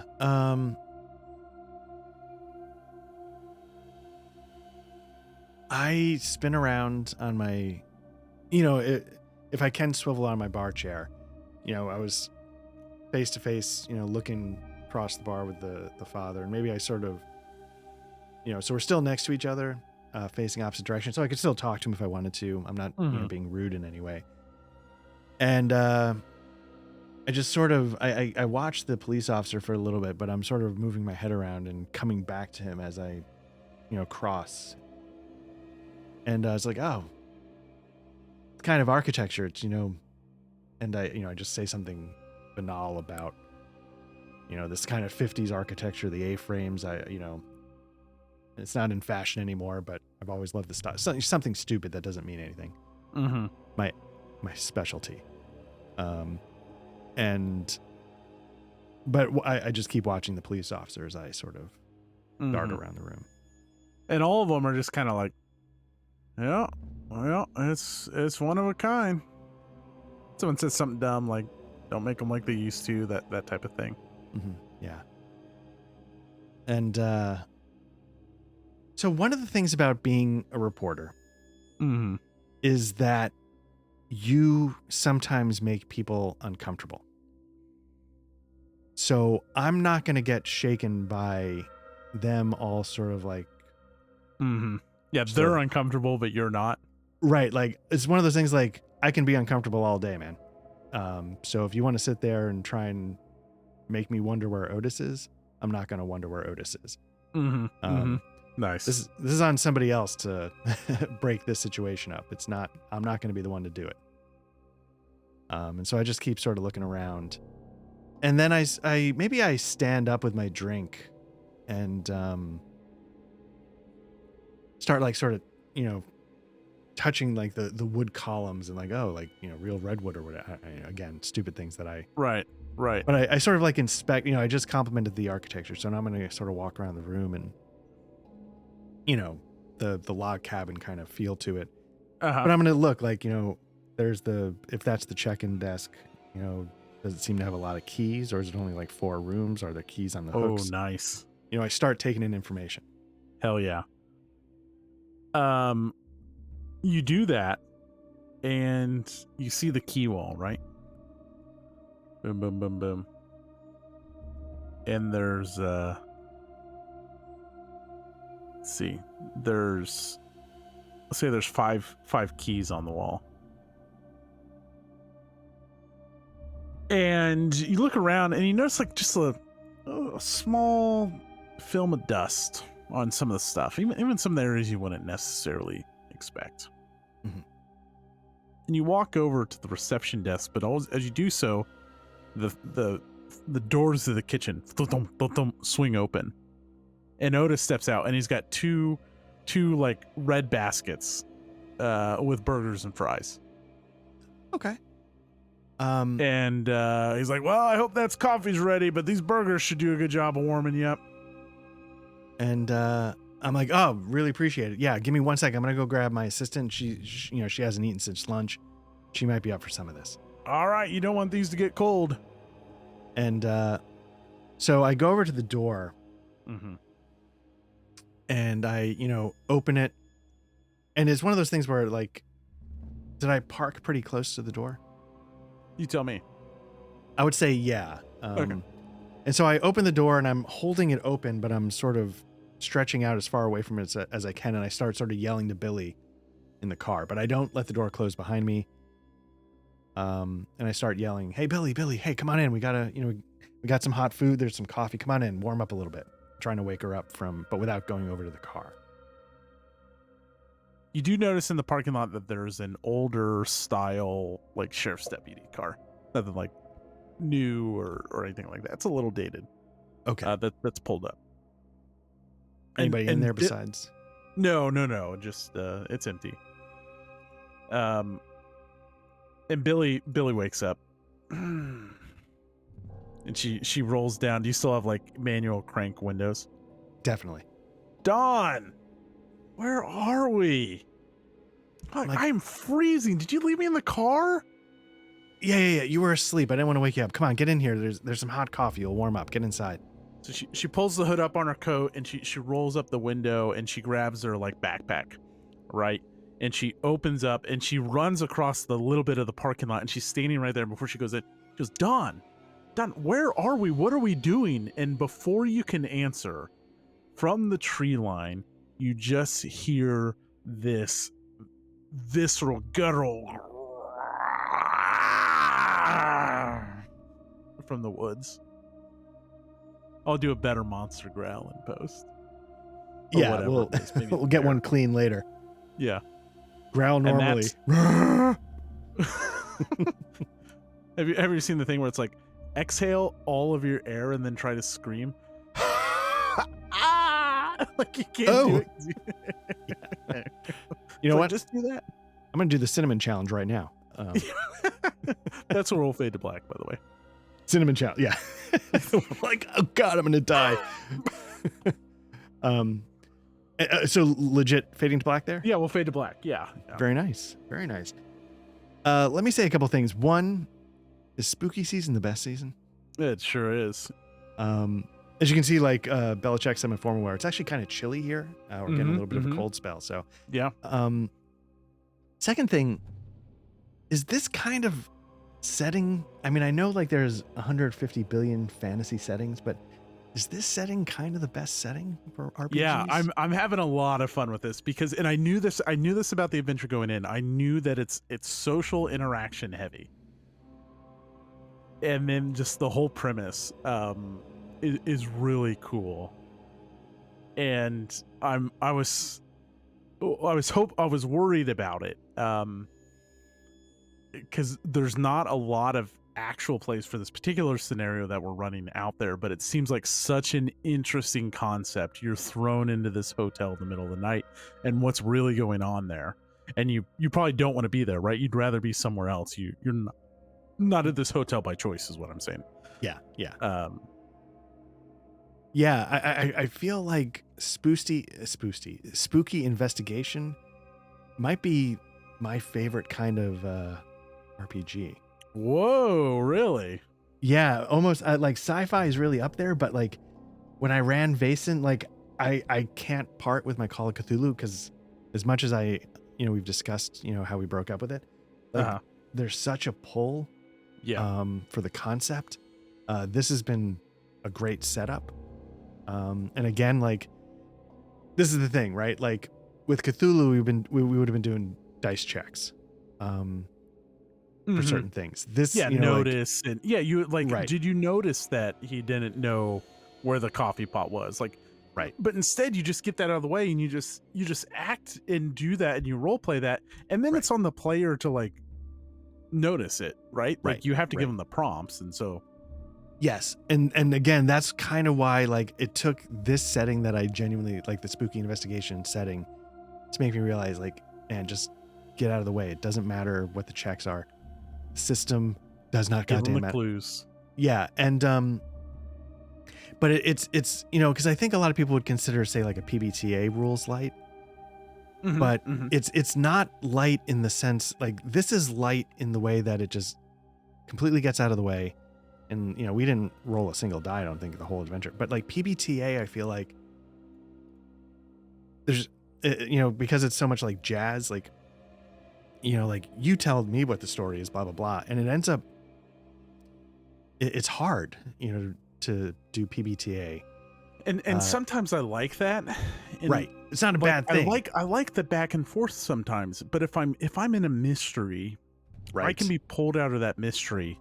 And if you're just like, and like, I'm not gonna tell you I'm not gonna utilize that. I very much will tell you something like, what do you see, just to give like new creative juices flowing that can really work. But I think that's a fine line to work with investigative stuff, because then it's like when you put the player into making the mystery, you're pulling some of the mystery of the way. Now, we've worked on collaborative co-op story things where we've contributed to the mystery and it works really well, but also it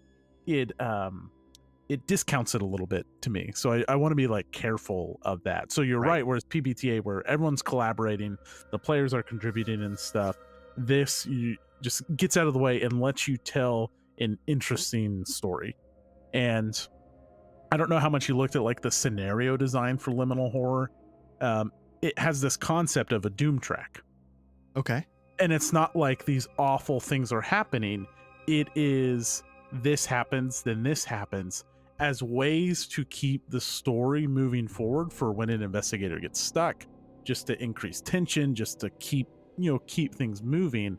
And that's like, if you're going to write a Liminal Horror thing, you should come up with those prompts. And we've talked about it. I love the idea of, this is going to happen, but it doesn't have to happen here. You have these hooks, you have these plot points that you can drop in when it makes sense. And that's how they're crafted, right? Like, And I'll peel back a little of the curtain without revealing in the mystery, but like the sheriff's deputy walked in, that's part of the Doom track, right? That could have happened anytime I wanted that to happen. Right. But it's when you put it in there, and I love that. I love being in that control, but having the flexibility. It can be daunting because it's not like your investigator does this, your investigator does this, your investigator does this. It's like you're in control. Yeah. And I'm going to say, I don't know if PBTA can quote unquote get out of the way, if that makes sense. Like, because there's almost nothing to it. So like this, like takes like your classic RPG, and strips it down to its bare bones. PBTA is like, it's got like one mechanic, moves and, or two, whatever. But it's by design meant to put all of the weight on everyone, like you were saying, to collaborate. Mm-hmm. Almost like, hey, don't prep anything. Like everybody's going to build a story together, which, it seems like, oh, that's so easy until you actually start doing it. And you're like, oh my God, like I've got to. So I feel like this is such part of the clicking was like, you could start somebody off with this, where I don't think you could start somebody off with PBTA. Like as their first role-playing game. I think it might be daunting for me to be like, now tell me everything. And they'd be like, absolutely. The only thing I'd say here that maybe would be hard for someone is like, what are their expectations? That's going to be true of everything. Yeah. Like if you're like, oh, I'm playing a role-playing game, I'm going to make 30 dice checks. Everything I've seen from the liminal horror investigations I've made aren't heavy. I guess I shouldn't say every single one. A lot of them are not heavy, like combat encounters things, because that's not what you're necessarily trying to do. Right. But we're not sanity checking. We're not doing spot hidden rolls or anything like that. You're exactly right. You get out of the way, you give the important information, you let the story unfold, and you can still do interesting things. Yeah. And again, like I was saying, this is the first time where that clicked. I will say, like everything we've been saying though, I don't have any experience playing with it. I've just read the rules, and I am curious how the fate system would handle investigation. It's pretty light in terms of the rolls, and a lot of it hinges on like sort of what we were doing, like, is there baking soda in the fridge? That's sort of like an aspect of the scene that you would sort of create in Fate, where you said, yeah, sure, of course, and then you can start using an aspect you create to further the story, stuff like that, without giving up full control, without entering into a full collaboration. I don't know. I might be having Fate wrong, because again, I've never actually gotten a chance to play, but no, neither have I. I would try it sometime for sure. Yeah, but it made me start wondering as we were discussing. Anyway, this was awesome. You dug this? Oh yeah, absolutely. Like I was saying, like I think this kind of, it doesn't have to be modern like 1920s Cthulhu, but like that kind of like X-Files. There's something out there in the dark. It doesn't have to be explained by science the way, like in my sci-fi. Like I don't usually choose aliens. I'm just willing to go with like the spooky mystery. The more of that, the better. And because it's liminal horror, right? You're not always going to get a clear explanation of what went down. Meaning like, and this is a little bit modern trend in modern horror literature too, right? It's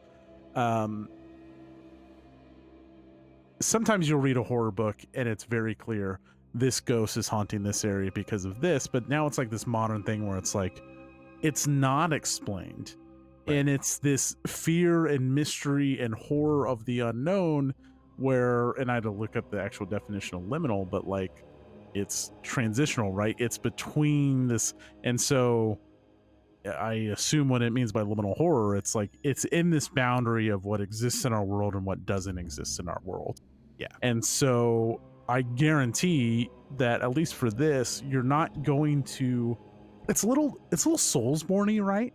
Mm-hmm. To a certain extent, like you may figure out what this mystery is, but it's not going to be like, someone's not going to tell you like, oh, in 1832, the gold miners were up here. Now we're haunted by their souls and spirits, And that's the fire. Cool. Yeah. And I think, and maybe ideally some of this stuff will come out through just like, and there may be adventures that are different. This one in particular, to some point seems a little bit like environmental, like context clues and stuff like that. Yeah. It's a little ham-fisted because we're playing a game. I want to make sure you get it, but obviously, I mean, you get a little bit, like maybe these people don't belong. Right. Like, or maybe they do, and I'm just a terrible actor. Oh, you meant the opposite. So I did not get that. No, I thought this was great, and definitely getting the feeling like, 3 of these people, 4 of these people were experiencing something. The sheriff left to go try and deal with something, and then I walked in, and I'm getting vibes like, I'm definitely the outsider. Their lives would probably be easier if I weren't here, and then part of me likes that because that tells me there's something here of interest. I should have given you an opportunity to talk into your my recorder. My phone. That is why I brought it out when we came back. I was like, oh, it'd be cool to like have him do a little sound bit, but I might give you a couple more opportunities just so I can hear you. Yeah. Like do a captain's log or a Diane thing. Maybe, I'll have to remember that. Maybe I'll ask the priest for a little, just on background. Tell me about Coldwater. Yeah. Anyway, I'm glad you're liking this because, I like the whole idea as well, and and I wanted to ask. You're not up on the rotation. The summer's been what the summer's been for all of us. Were you getting an itch? Were you feeling like, goddamn, I want to run something? Especially as I'm doing less mechanical stuff with Fall Delta Green and Delta Green. Like I'm out of the rule books. Like I need to go back in and continue to learn rules, but like I kind of put those aside and like I need to start crafting some, like the Fall Delta Green scenario is pre-generated, but I need to start crafting some of the scenario for Delta Green. Okay. And then like looking into Delta Green stuff and browsing the subreddit and just trying to get ideas. Like, man, it'd be really cool. So when this, we knew Patrick was going to be gone, so we bounced on ideas and we talked about Damn Fine Coffee and all that stuff. I was like, fuck it, what if I just look at the Liminal Horror stuff? Yeah. Did it take a lot to prep, or was it pretty just run and gun? No, I wouldn't. Well, learning the rules, no, because it's like we haven't even rolled the dice yet, but it's like you roll D20 and Art's trying to get below his number. 1's a crit, 20's a critical failure. And there's just how the damage works a little bit different. And there are more mechanical things we'll get into eventually. But that was it. It's more grasping your head around an adventure that is completely open-ended in what your leveling of engagement is. Interesting. I don't want to spoil anything, but what I'll say is, imagine if Scratch we could do whatever we had wanted. Oh, go on. No, I mean, like, we could have left. We could have burned the house down. We could have, burned the forest down. Yeah, which I think that's a little did, right? bit what's here. It's just so open-ended that there's no prompt that, and then the investigators go to the church and discover a vampire brouhaha or something like that. It's like, that's not written here. Yeah, there is a mystery going on, and there's nothing that necessarily prompts the investigators into solving that mystery. It's a sandbox investigation. And so that was a little daunting, and wrapping my head around that was the hardest part. But there was one good actual play I saw out there that I was like, oh, okay. And then you're asking your players a lot to then engage in a meaningful way, right? Yeah. It's interesting. I think there's a lot of us to explore and talk about with, one, how to make investigative role-playing sessions enjoyable, how to suck your players in, how to make them invested, and then also what's the futility of playing a game that's just the fatality of these types of games. Maybe not this one in particular, but if you're playing like Call of Cthulhu, if you're playing Delta Green, the problem with those games is you're going against the king in yellow. You're going against ACTUAL. Like, you're not going to stand a chance. So you just, anyways, you change those. Anyways, I could talk a lot about it because I don't think it's perfect, but also you want the stakes high enough. You want to investigate the cool shit. Anyways. Right. Well, Matt, I really appreciate it. This was good. It was good to call this audible. This was a lot more. I enjoy Damn Fine Coffee, but I love playing. So it was good to get this to the table, so to speak. Yeah, I'm glad you enjoyed it. I'm glad you liked it. I'm having a lot of fun running it. And it's also just one more thing. And I know I've been very long-winded and rambling here. Other than just like the going over to the character descriptions for the scenario and stuff, like I've had it up and I've had to go over it, but I'm not like my nose is not buried in the scenario book. I'm able to you're put in this social situation, you're just able to role play and do it, and that's a lot of fun. Nice. Very nice. Anyways, cool. I'm glad you liked it. Folks, that is going to do it for us. I hope you enjoyed this episode. I hope you enjoyed this little teaser of Liminal Horror. Again, I know you didn't see the mechanics. We got to see character creation, and you got to kind of peel back the curtain a little bit and just see the concept of doom tracks and putting these plot hooks and these plot devices and pushing the investigator forward or the story forward without necessarily railroading the investigators or anything like that. It's a really cool design concept with some really cool scenarios out there. There will be a part 2, and then this is set up to potentially be parts 3, 4, 5, 6, however long Art and I want to keep doing this.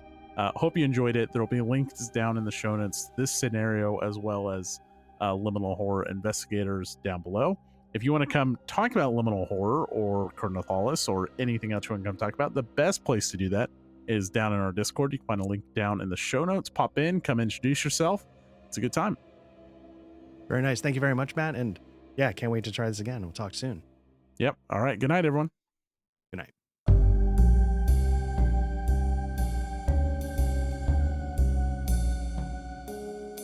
The music during the RPG session in Foundry was provided by the Foundry module Tabletop RPG Music and composed by Ian Fisher.